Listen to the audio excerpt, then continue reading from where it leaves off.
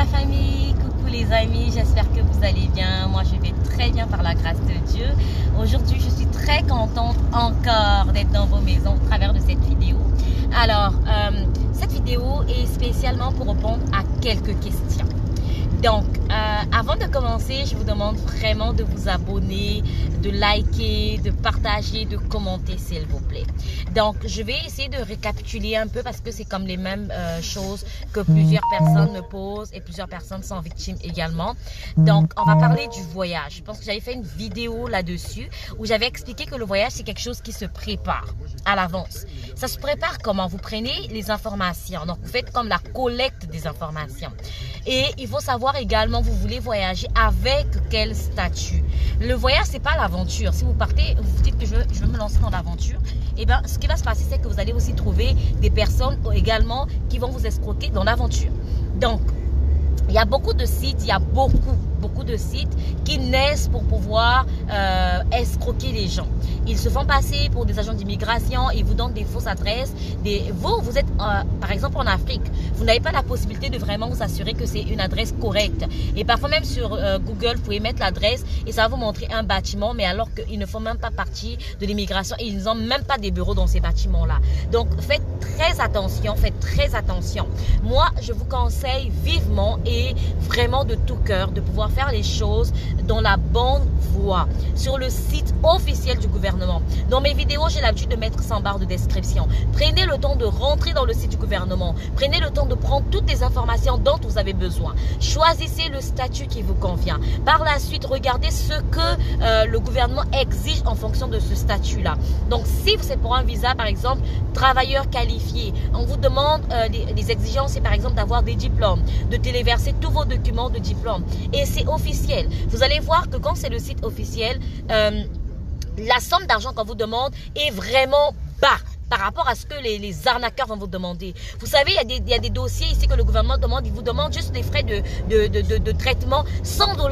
C'est officiel sur le site du gouvernement. Mais les arnaqueurs vont vous demander 7 000 $, 8 000 $, je sais pas moi, 3 500 $. C'est de l'arnaque. Et les paiements également sur le site du gouvernement, ça se fait officiellement sur le site du gouvernement. On va vous demander l'exigence soit de le faire avec une carte de crédit, soit de le faire avec une carte débit, mais généralement c'est la carte de crédit qu'on vous demande. Et il ne vous demande pas de le faire via RIA parce que le gouvernement n'utilise pas RIA. Il ne vous demande pas de le faire via Western Union. Le gouvernement ne travaille pas avec Western Union. Il ne vous demande pas de le faire avec des, je ne sais pas comment, d'autres agences de transfert d'argent. Ça, c'est vraiment les arnaqueurs qui vous demandent ça. Parce qu'ils savent qu'au travers de ces trucs-là, vous n'aurez pas la possibilité de les retracer. Alors que le gouvernement, il va vous donner un reçu officiel avec le logo du gouvernement et avec le drapeau du Canada. Ok, donc moi je veux vous sensibiliser s'il vous plaît de pouvoir, vous savez on dit souvent c'est la nature humaine, l'homme n'aime pas ce qui est facile, il aime ce qui est difficile. Même quand on vous dit des églises où on vous demande par exemple de pouvoir juste prier, il faut juste prier Dieu et Dieu va te bénir. Non, nous on va aller vers les endroits où on va nous dire il faut prendre de l'huile, il faut qu'on nous chicote, il faut qu'on donne, je sais pas, toute sa recette, il faut qu'on donne tout son salaire. Généralement l'homme se tourne vers les trucs où on l'arnaque, que ça soit du côté spirituel ou du côté matériel. L'homme aime aller là où on lui demande des trucs compliqués, c'est là où il trouve que c'est vrai. Donc faites très attention.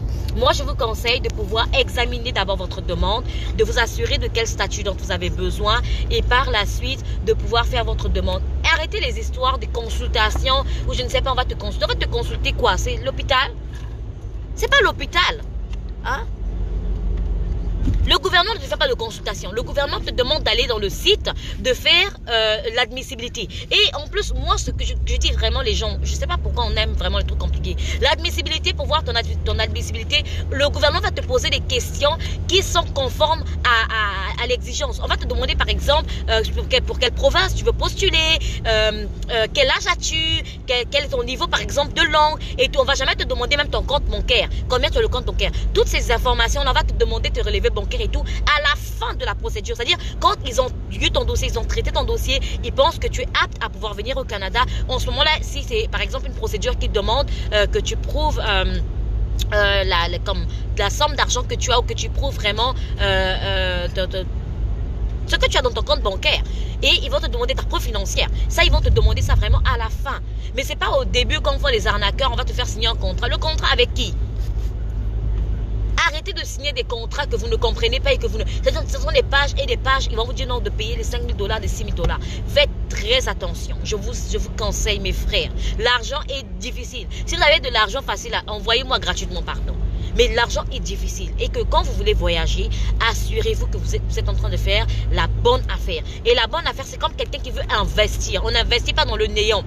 Quand on investit pour une affaire, on regarde l'avenir pour dire que ça sera rentable dans l'avenir, même si c'est à long terme, mais que ça sera rentable. C'est comme pour le voyage. Quand on sait qu'on est en train de dépenser une somme d'argent, il faut qu'à la fin, qu'on puisse obtenir ce pourquoi on a dépensé. Donc, faites très attention avec les arnaqueurs, ils sont nombreux. Moi, je vous conseille d'aller sur le site du gouvernement une fois de plus, de pouvoir examiner, de vraiment prendre le temps de lire chaque critère, travailleur, visiteur, touriste, je ne sais pas moi, étudiant. Et en fonction de cela, ici, là, étudier, c'est tout âge. C'est pas parce que je dois te dire, non, moi j'ai 35 ans, j'ai 40 ans, je ne peux pas étudier. Non, ici, là, même les mamans et les papas, nos papas, là, ils vont aux études.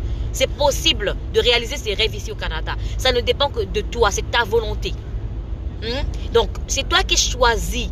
Tu choisis ton statut et tu regardes quelles sont les exigences en fonction de ce statut-là. Tu réunis tes documents et par la suite, tu fais ta demande en ligne sur le site officiel du gouvernement.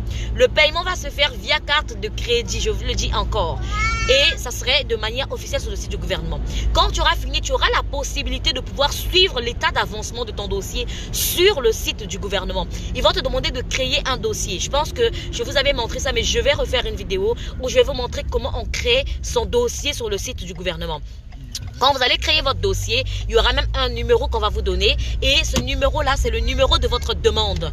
Quand même si vous n'avez pas accès à votre dossier, vous ne pouvez pas voir ça en ligne, vous pouvez appeler l'immigration et ils vont vous demander quel est le numéro de votre demande. En fonction du numéro de votre demande, ils vont retrouver votre dossier. Ils vont vous demander quelles sont